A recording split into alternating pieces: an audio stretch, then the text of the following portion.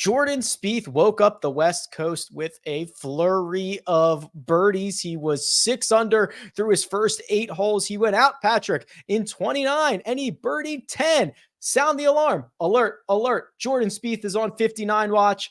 It didn't really pan out that way. Bogey on 13. He only made 2 more birdies after that, but it was an 8 under 63 to give just the spark we need before we get to Lynx season. He's dangling the carrot out in front of everyone. This is it's funny, but yeah, he finally started to hit some quality iron shots there, making a lot of putts as well. Made a number outside kind of that 10-foot range, but I looked to 2 shots in particular from this round. I think the wedge into 10 was awesome, almost holding it from the fairway, landing it kind of in the first cut, spinning it back. But the long iron, kind of mid to long iron into number 9, which he did not pay off, hit maybe a foot from the hole.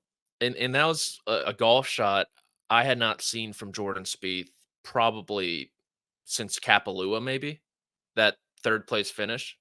So in all of 2024. And so the iron play showing signs of life. It was decent it was good at the US Open as well.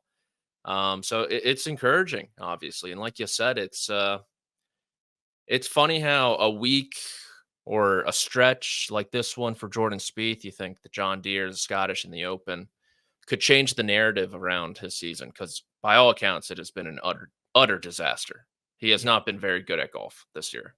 Even with this run up the leaderboard, he's projected to finish this week 57th in the FedEx Cup standings, which is unacceptable if you are Jordan Spieth. It is funny that you mentioned the Tournament of Champions, because I didn't see his final strokes gained approach number. I think it was like 2.5 or so. And that would be his best since, I think it was round 1 of the century, and a feat that he did not accomplish at all in 2023. So this was one of the statistically best approach rounds for Jordan Spieth in the last 2 years.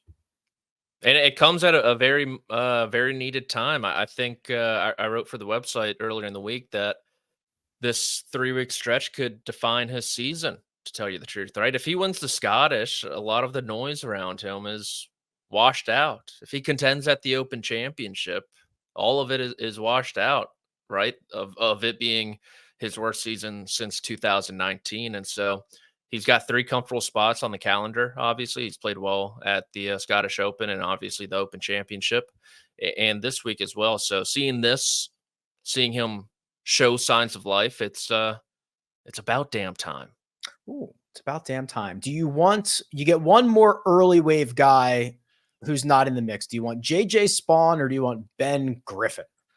Oh man, you spoil me, Rick. Let's go with JJ Spawn's kind of in the mix, isn't he?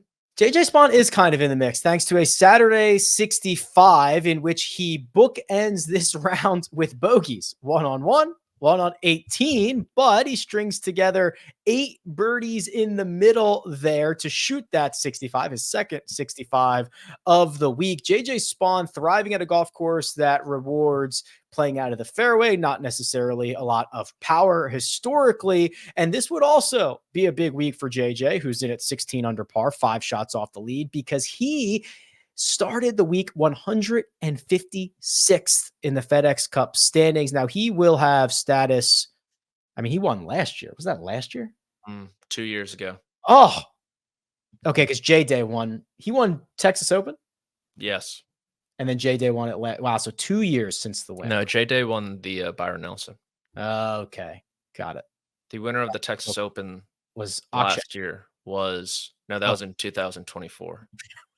The winner of the Texas Open in 2023 was a man who has won the Texas Open before. He has 2 wins. Yeah. Well, damn. Well, I was in Texas at least with my other ideas, but JJ Spawn will enter the weekend 5 shots off. I mean, honestly, outside of last week in Detroit, where he has finished inside, I think, the top 20 in every Rocket Mortgage Classic, his season has been like tough to look at. He does not have a top 25 outside of that Rocket Mortgage. So his best finish was T26. And dare I tell you, that was the Myrtle Beach Classic, which I'm sure was the weakest field of the year. 10 missed cuts and 16 starts as well. So not collecting a ton of money. I'm looking at his profile though. The iron play actually hasn't been like horrible. And then recently, I guess the short game's beginning to come around. Finally putted a little bit last week. So yeah, like you said, it's a big week for him. And I think a nice little added layer tomorrow is 2 spots being on the line for the Open. So I think only Eric Cole towards the top of the leaderboard is qualified for the Open right now. So outside of that trophy, still a lot to play for too. And someone like Spawn could sneak in there. Still a lot to play for indeed. They're going to go out in threesomes off split tees early to try to avoid a storm on Sunday afternoon. That is going to be an important thing to remember when we start talking about the guys at the top